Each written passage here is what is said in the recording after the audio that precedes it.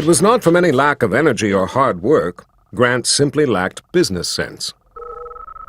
The Army hardly kept him busy. He was eventually posted to the Columbia Barracks at Fort Vancouver in Washington Territory as quartermaster, really a store clerk in uniform. And despite the beauties of the countryside, he grew gloomier and lonelier as the months wore on, and as one unsuccessful commercial venture followed another. Even Julia's letters began to express a certain impatience with Ulysses, as she waited in Sackett's Harbor with her two sons, Fred and Ulysses Jr., called Buck by everybody but his mother, the younger of whom Grant had not so far seen. It was there, in full view of Mount Hood and the Pacific, that the stories of Grant's drinking began. Let it be said, first of all, that Grant was never a convivial drunk. He did not haunt barrooms and exchange boozy anecdotes with fellow drinkers. Loneliness, depression, a sense of failure, and the inability to see any improvement in his condition led Grant to drink. He went on solitary binges, alone in his room with a bottle of whiskey. In later life, once he was a rising general, it became the object of his faithful staff to prevent this from happening, and to conceal it when they failed to prevent it. Drinking did not make Grant cheerful. Indeed, his hangovers were made more acute both by his tendency toward migraine headaches, which was exacerbated by alcohol, and by his shame at his own weakness in taking to the bottle. To some degree, fame and a sense of purpose overcame Grant's drinking problem after 1861, and the presence of Mrs. Grant usually appears to have kept him from the bottle. He was not a man who could withstand his own failure or Julia's absence. It was as simple as that. At Fort Vancouver, however, he could not escape his own failure. He had no sense of purpose, and Julia was 1,500 impassable miles away, so he drank. Whether he drank as much as or less than people said hardly matters. Transferred eventually to Fort Humboldt in Northern California, he was lonelier still. He did not even have a horse of his own to ride, and his drinking soon came to the attention of his commanding officer. Ordered to give it up, he tried hard.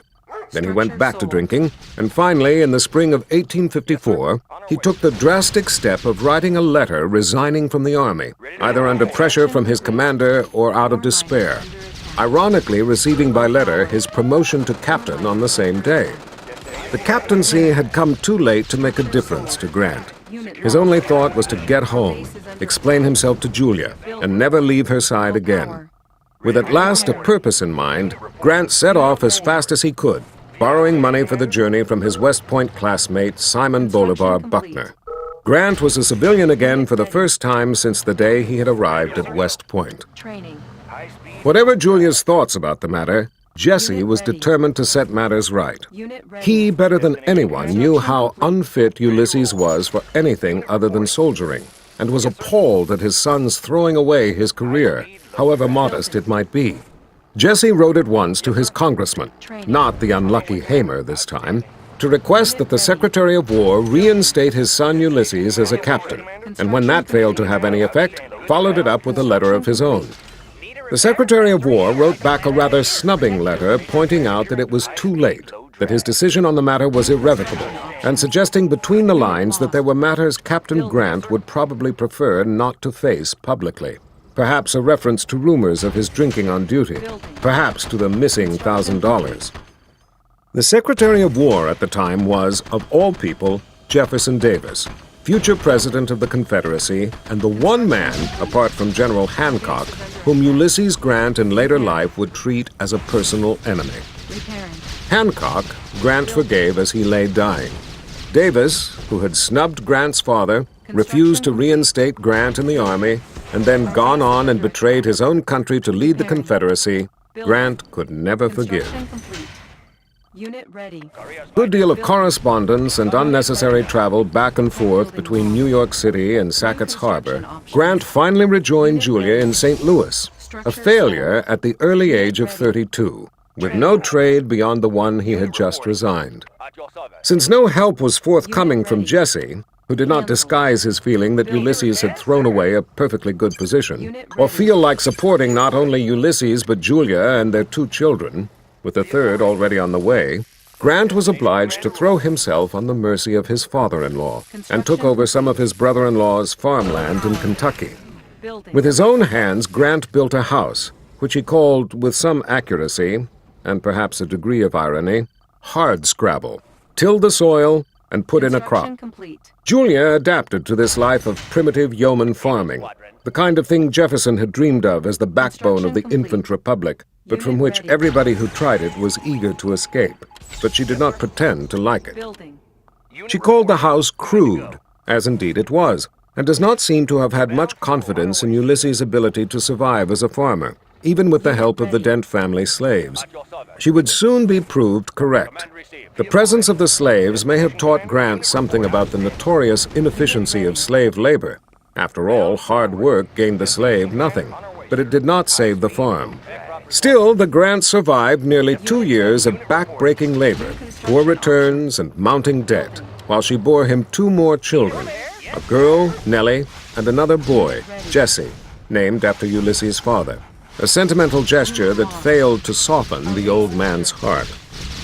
Once again, it was not for lack of hard work that Grant failed as a farmer. It was the business of farming that defeated him.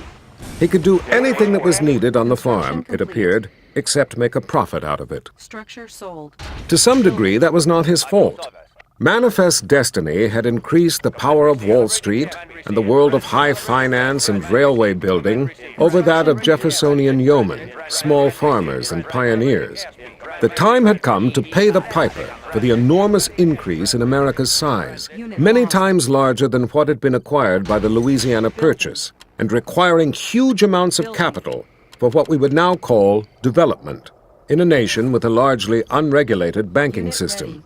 As a result, bank crises and a sharp decline in agricultural prices ruined many small farmers shrewder than Grant. While he had been planting his crops and building hardscrabble, the consequences of the annexation of Texas and victory over Mexico had been coming home to roost. The United States was now a continental nation, but the question of slavery still divided it. Mrs. Grant might gush over the loyalty and affection to her person of the Dent family slaves, but the burning question of whether slavery could be extended to the new territories of the West still perplexed and infuriated Americans. Slavery was no longer a debating issue, but a fighting one. In the North, abolitionists took the gloves off.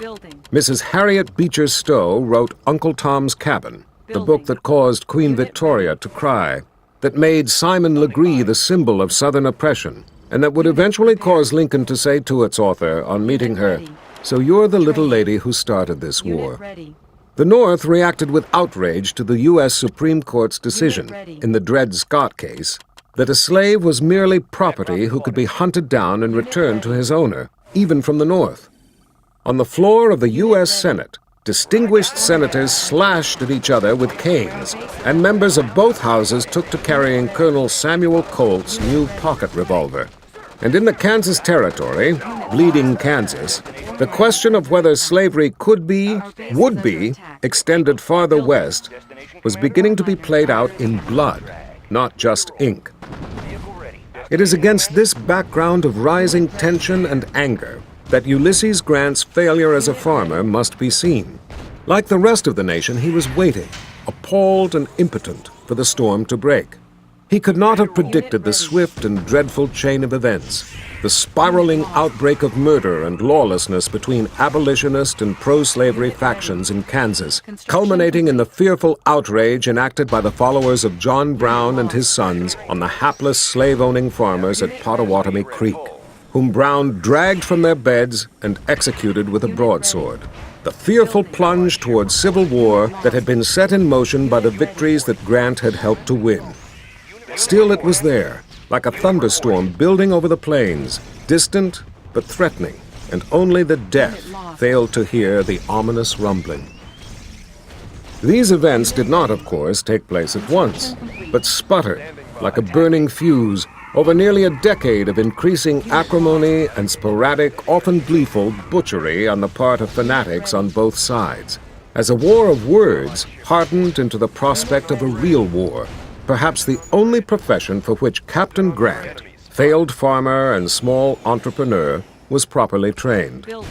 All over the country, the state militias drilled, mostly clumsy country bumpkins, clueless, armed, if at all, with weapons that went back to the War of 1812, guided, if they were lucky, by some old textbook on infantry drill in the hands of one of their elected officers, and by a firm belief in the national myth of the Minutemen at Concord and Lexington, the amateur soldiers who had left their homes and farms, hunting rifles in hand, to confront the Redcoats. In the meantime, Grant, having failed at farming, was forced to undergo the ultimate humiliation.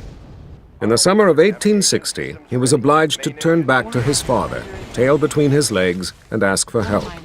Jesse's terms were harsh and not negotiable. The Grants could come back and live in Galena, Illinois, and Ulysses would work as a clerk in Jesse's harness and leather shop there, under the supervision of his younger brothers, Orville and Simpson.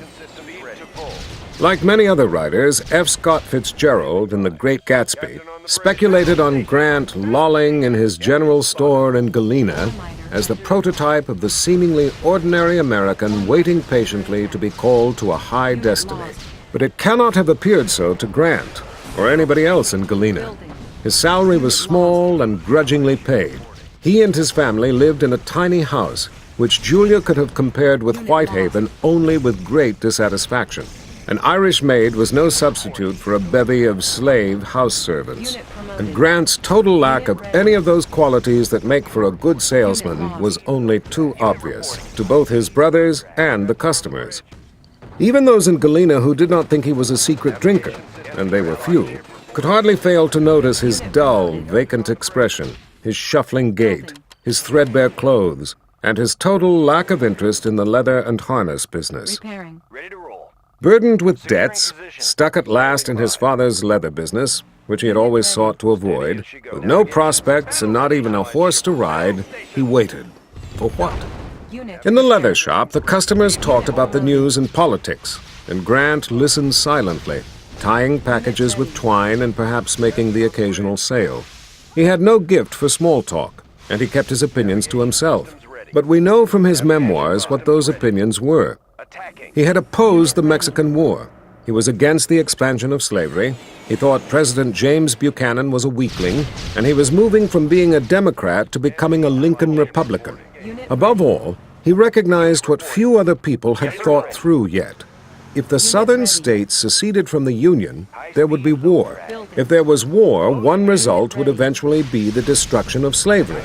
And that war, if and when it came, would be incalculably more bloody than anyone supposed, and would be won only by brute force and killing on a scale that would eclipse all previous wars.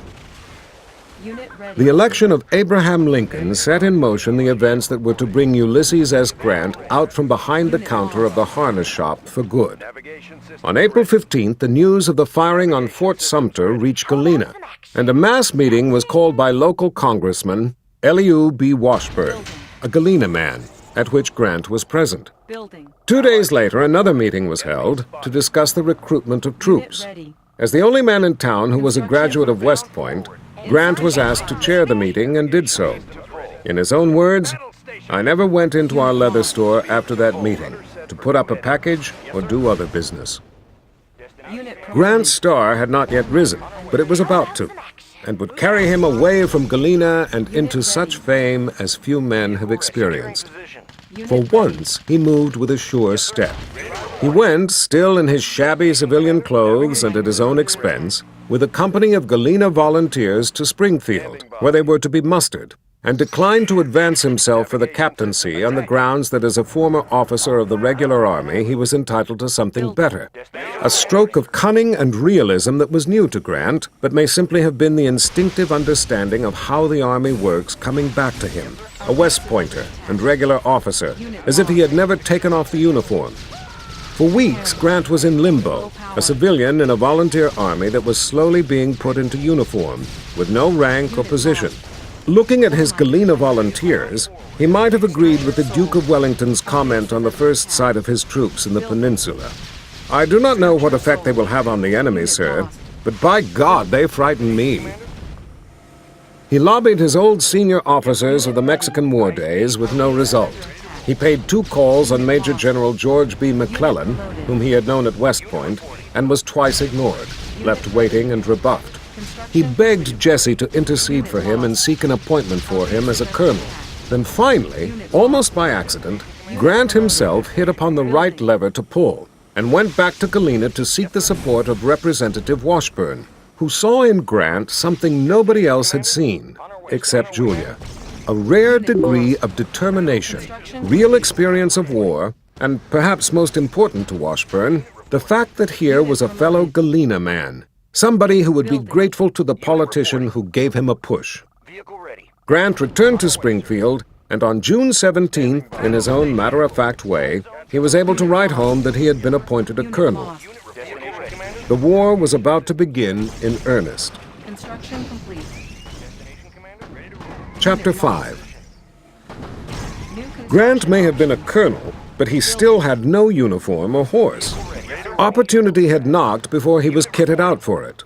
The officers of the 21st Illinois Volunteers, which had been formed at Mattoon, had complained bitterly to the governor that their commanding officer was incompetent and drunk. And when it was clear that they meant business, and were probably correct, the governor suggested Colonel Grant to replace him. Grant arrived to take command of his regiment in wrinkled civilian clothes and a battered hat, and found them ragged and barefoot themselves, as well as undisciplined. The uncertainty and sense of failure that had haunted him as a civilian seemed to drop away from him instantly. Men who were insolent to officers he had tied to posts and, when necessary, gagged. Foul language he punished severely. Saluting he insisted upon. Very shortly, the 21st became a model regiment, except for Grant himself, who still had no uniform, military equipment, or horse. His father, Jesse, and his brothers were not prepared to put up another penny toward Ulysses' military career, while his father-in-law now considered him a traitor to the Southern cause and made it clear that while there would always be a place at his table for Julia, there would henceforth be none for Ulysses. Ironically, Colonel Dent would end up living in the White House as a kind of permanent house guest once Grant became president, surprising people with his staunchly Confederate views. Eventually, a Galena merchant took pity on Grant and loaned him enough money for his uniform and equipment, and Grant took the 21st to war.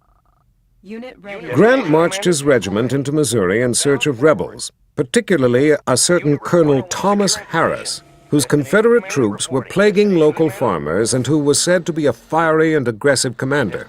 Grant located Harris's camp and advanced on it, writing years later that, as he led his men over the brow of a hill, I would have given anything to be back in Illinois, but I had not the moral courage to halt. He soon discovered that Harris and his men had already fled, and wrote, "It occurred to me at once that Harris was much afraid of me as I had been of him. This was a view of the question that I had never taken before, but it was one I never forgot afterwards." Henceforth, Grant would always operate on the assumption that the enemy had as much reason to be afraid of him as he might be of the enemy, and from that event to the end of the war, I never experienced trepidation upon confronting an enemy. Grant's memoirs are pellucid and reveal not only a striking literary gift, but an amazing memory. Still, his modesty is such that he has to be read carefully. He is not writing here about fear or physical courage. He had already demonstrated his fearlessness in Mexico to his own satisfaction. He is writing here about what amounts to stage fright as a commander of men in battle. He had learned a lot by observing Zachary Taylor in Mexico. But as every young officer discovers in battle, it is one thing to give an order and quite another to know it will be obeyed. Here, in the unpromising countryside of Missouri, he had braced himself to order his men into battle, led them over the brow of the hill, and found, to his relief and theirs, that the enemy had fled. It was his first step as a commander, the realization that he knew what he was doing and that his men would follow him, that Grant was describing here. Exactly like that of Napoleon at the bridge of Arcola, when the young Napoleon, who was as personally fearless as Grant, also realized for the first time that men would follow him. It may be, too, that Grant at last realized his own strengths. He was not a thinker, like the unfortunate General McClellan, who thought so long and hard about a campaign that it never got anywhere. leading Lincoln to complain that McClellan had a case of the slows, and exasperating the president until he finally asked if he could borrow the Army of the Potomac since McClellan wasn't using it. Grant on the at him, not thought. He would try something, and if it failed, he would try something else. But his instinct was always to keep moving forward against the enemy. Napoleon, when asked what his method was of beginning a battle, replied, "On s'engage et puis on voit." Much as Grant, according to his memoirs, disliked Napoleon, his view of battle was the same. He attacked the enemy, and then he waited to see what happened. One senses in the words of Grant about his anticlimactic attack on Harris a dawning understanding that he had found, at last, something he could do better than other men. He was courageous, he had common sense, he could read a map, and like the child he had been, he would never go backward and retrace his steps once he had started out. In an army full of commanders busily planning how to win a war without fighting a battle, Grant sought one out. The elements of military genius were all there, hardened and annealed by the experience of Mexico and the years of failure. Now, at last, he had the opportunity to use them. While Grant marched his men up and down the dusty Missouri roads in pursuit of Harris, larger events were taking place in Springfield and Washington, D.C. President Lincoln was anxious to create enough brigadier generals to command the rapidly growing volunteer army, and Representative Washburn, a fellow Illinois politician, convinced the president that at least one of these new generals should come from his own district. Lincoln, who never forgot the rule that all politics are local, allowed Washburn to name his pick. Since Grant was the only Galena man appointed a colonel, Washburn put his name down for promotion to the rank of brigadier general. And by the time Grant returned from the fruitless chase after Harris, he read in the newspaper that he was now Brigadier General Ulysses S. Grant. Only a few months ago, he had been ex-Captain Sam Grant, slouching behind the counter of his father's store, wrapping packages. Now he wore the single gold star of a brigadier general on his shoulders, and, surrounded by his staff, rode into Cairo, Illinois, to set up his headquarters at the Cairo Hotel, which no less an authority than W.H. Russell, the famous war correspondent of the London Times, would describe as a hellhole of heat, vermin, and flies. Russell's interest in Cairo, Illinois, like Grant's, is a point worth noting. At this early stage of the Civil War, the belief on both sides was that one big battle would bring the other side to its senses. If nothing else, the First Battle of Bull Run, or First Manassas as it is known in the South, would shortly prove that this assumption was doubtful. Fought within sight of Washington, D.C., in what are now its suburbs, Bull Run was a devastating defeat for the North. Although crowds of civilians had come out by carriage to see the battle, as if it were a parade, Brigadier General Irvin McDowell's army was badly mauled by the army of Brigadier General P.G.T. Beauregard. McDowell lost nearly 3,000 men and 27 cannon, as most of his troops broke and ran. A determined pursuit might have won Beauregard Washington, but the victorious Confederates were as exhausted as their defeated opponents. Three things emerged from the disaster that would affect the future course of the war.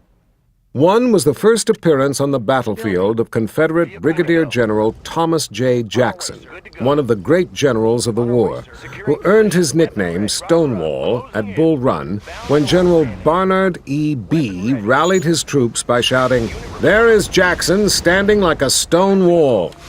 The second was the belief, in the North and in the South, that the war would be won, must be won, in the narrow territory that separated Washington from Richmond.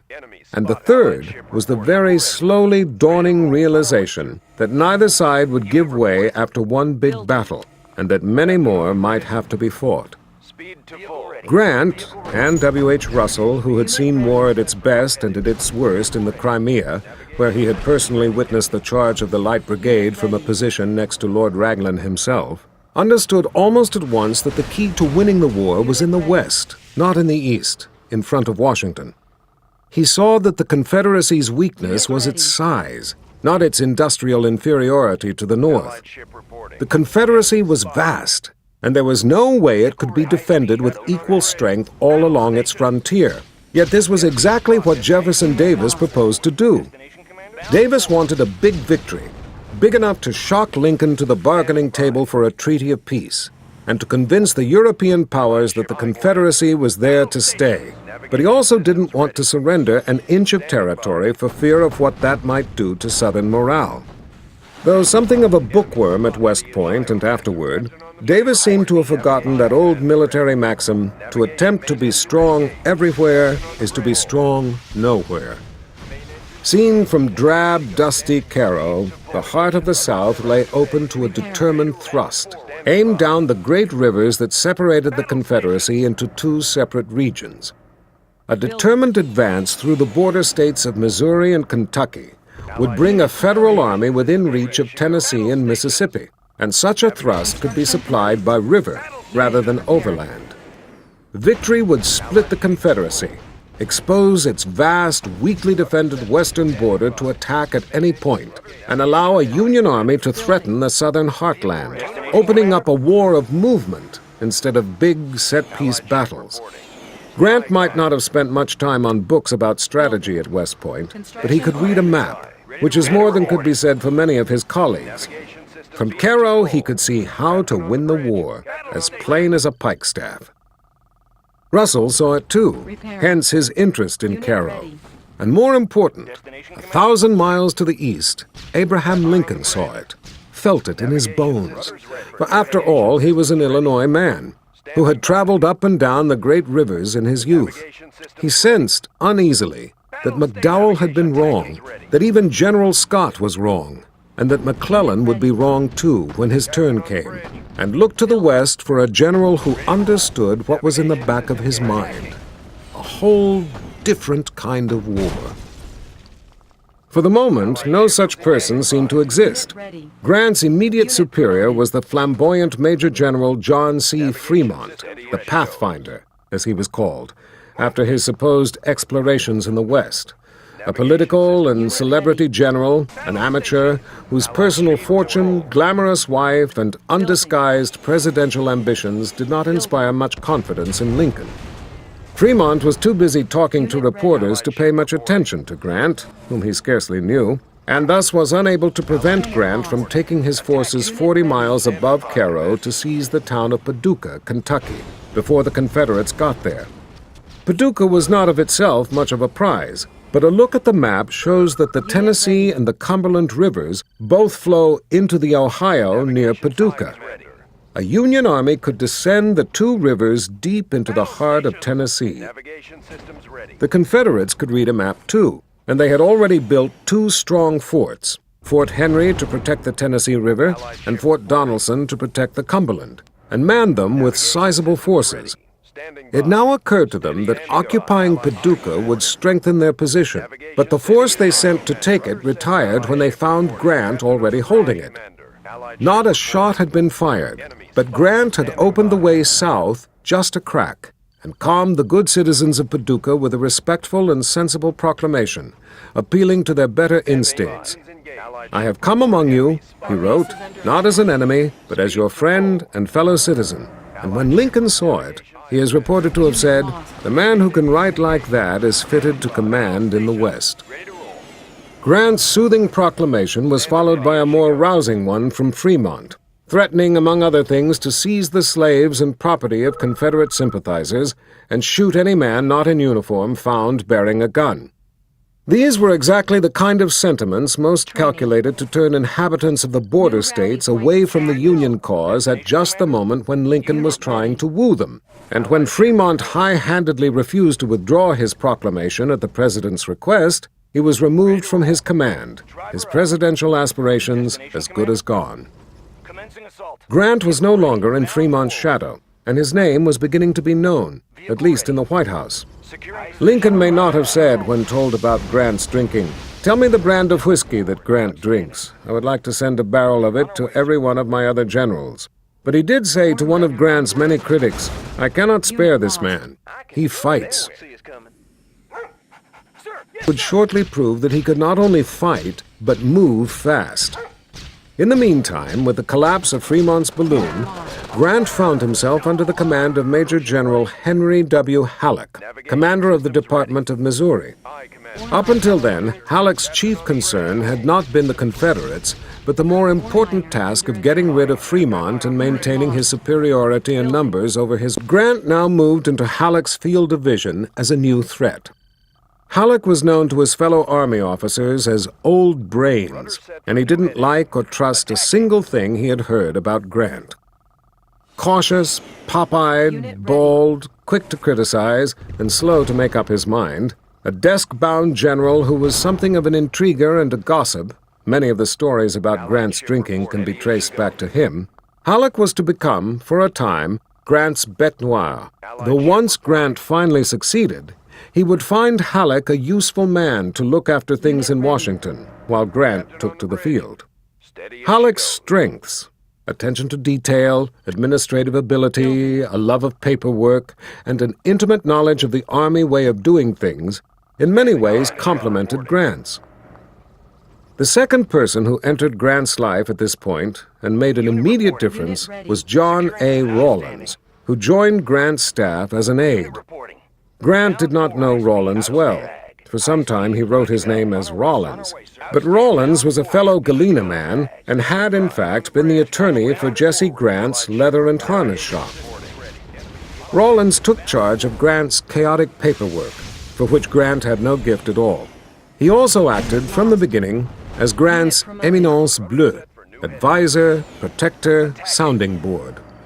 Rawlins was abrasive, exacting, even abusive, had no difficulty, unlike Grant, in saying no to people, and was above all a fervent and outspoken teetotaler who abstained from all forms of spirits. Rawlins was a born follower who had been looking all his life for a man to follow, and found him in Grant. It became his role to prevent Grant from reaching for the bottle, and on those occasions when he failed, to keep Grant out of sight. Rawlins was like a faithful guard dog, ferocious, absolutely loyal to his master, and devoted to protecting him, even from himself. With Rawlins to guard his flank, Grant took to the field immediately.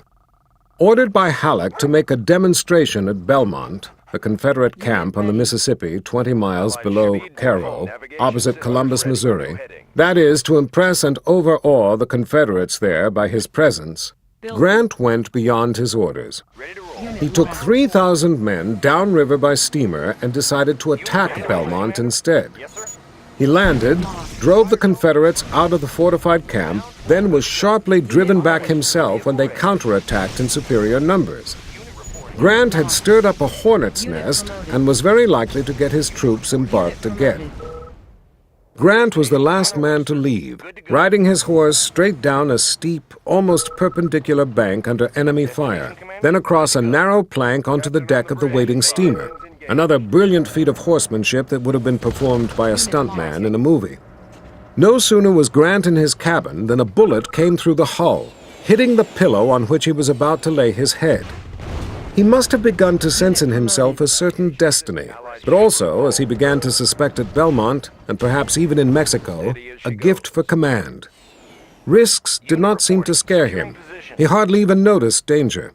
Quietly but firmly, he got things done. Halleck bristled at Grant's transformation of a demonstration into an amphibious landing against a larger force. But Grant, with a newly acquired sense of public relations, or perhaps on Rawlins' shrewd advice, decided to call it a raid. If it had been an attack, then he had been repulsed, as the Confederates claimed, whereas if it was a raid, it had been daring and successful. Halleck grumbled, was not fooled for a moment, but accepted Grant's explanation, though it did nothing to increase his confidence in Grant. Nevertheless, after considerable acrimonious correspondence between Halleck and Grant, and a few suggestions leaked from Halleck to Washington that Grant might have been drunk, Halleck reluctantly agreed to let his impetuous subordinate attack Fort Henry, the weaker of the two Confederate forts that guarded the Tennessee and the Cumberland rivers, surely hoping to upstage General Buell and, perhaps wrongly, assuming that this would keep Grant occupied for some time. Buell had 45,000 men in his command, just south of Louisville, Kentucky, and had been promising to advance on Nashville for some time. Halleck, with 91,000 men and an eye fixed firmly on Washington, wanted very much to carry out an attack before Buell did. Buell's forces were spread out, and he was in no hurry to move them, and Halleck must have thought there could be no harm in dispatching Grant to do a little mischief in the general direction of Nashville before Buell did. Grant did not hesitate. He moved, like Rommel nearly 80 years later, mit blitzartiger Schnelle, the lightning speed so favored by German panzer generals, and took the Confederates by surprise. Grant was carried south on the Tennessee River by a flotilla of transports and gunboats under the command of Commander Andrew H. Foote, USN, which had originally been assembled to carry Buell south and was still waiting for Buell to move. Having preempted Buell's flotilla, Grant now deftly stepped into the limelight before Buell. He was about to receive help from an unexpected source, his Confederate opponents. Despite his dislike of Napoleon, Grant was about to prove the Emperor right again. When asked what kind of generals he liked best, Napoleon is said to have replied, "Lucky ones." Luck was about to strike Grant at last.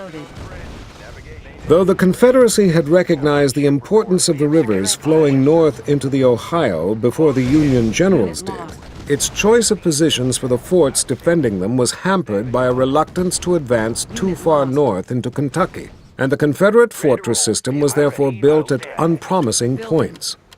Perhaps Jefferson Davis and General A.S. Johnston had also dozed during the lectures on fortifications at West Point, or neglected to read Vauban's classic work on the subject. But in any case, Fort Henry, on the Tennessee River, was placed on low ground, so that it could be shelled by gunboats. The Confederates then made the classic mistake of attempting to strengthen it by building a supporting fort, Fort Hyman, on the opposite west bank of the Tennessee, which was on higher ground but only lightly manned. Had they paid more attention at West Point to reading Vauban, Louis XIV's builder of fortifications, they would have realized the folly of trying to reinforce a poor position with a weak one. But Grant saw the opportunity at once. He landed Brigadier General Charles F. Smith, a crusty, competent, scientific soldier who by coincidence had been Grant's chief instructor at West Point, on the west bank of the Tennessee about 2 miles north of Fort Hyman, and the Confederate commander immediately abandoned it. That left Fort Henry exposed to fire from Foote's gunboats and to an overland enveloping attack carried out swiftly by Grant. So Fort Henry, too, was abandoned, its 25,000-man garrison marching on 2 dirt tracks over muddy, rugged country to join the Confederate forces at Fort Donelson on the west bank of the Cumberland. Grant took the opportunity of sending Smith, who seemed to relish having escaped from his teaching position at West Point into real warfare, to destroy the Memphis and Ohio Railroad Bridge over the Tennessee, in effect stranding the Confederates, then moved his forces through cold, wet weather and thick mud in 2 columns to invest Fort Donelson. He had taken Fort Hyman on February 4th. He took Fort Henry on the 6th, and he had surrounded nearly 20,000 Confederate troops in Fort Donelson by the 14th. By the night of February 15th, 16th, Grant's left wing, under Smith, pierced the elaborate Confederate defenses, and Confederate Generals John Floyd and Gideon Pillow fled, abandoning command to the hapless Buckner, who surrendered to Grant on the 16th after their famous exchange of correspondence. Thus, in 12 days, Grant had opened up the way into Tennessee, captured the largest number of Confederate prisoners and guns since the war began — it was, in fact, the largest surrender in the history of North America to date — and achieved the first major Union victory of the war. Grant's troops were now only 70 miles from Nashville, and within a few days, as the news traveled north by telegraph, he would be proclaimed a national hero by the press and promoted to Major General of Volunteers. Because he smoked cigars when he could afford them, admiring citizens sent him cigars by the box, a tidal wave of tobacco that would continue to the end of his life. He became, like Freud and Winston Churchill in a later age, a chain smoker of cigars, seldom photographed without one. In the end, like Freud, he would die of his addiction from cancer of the jaw and throat. But in 1862, that was far in the future. Grant did not have long to enjoy his success. No sooner had he put up his second star than he was in trouble again. Buell, taking advantage of Grant's victories, at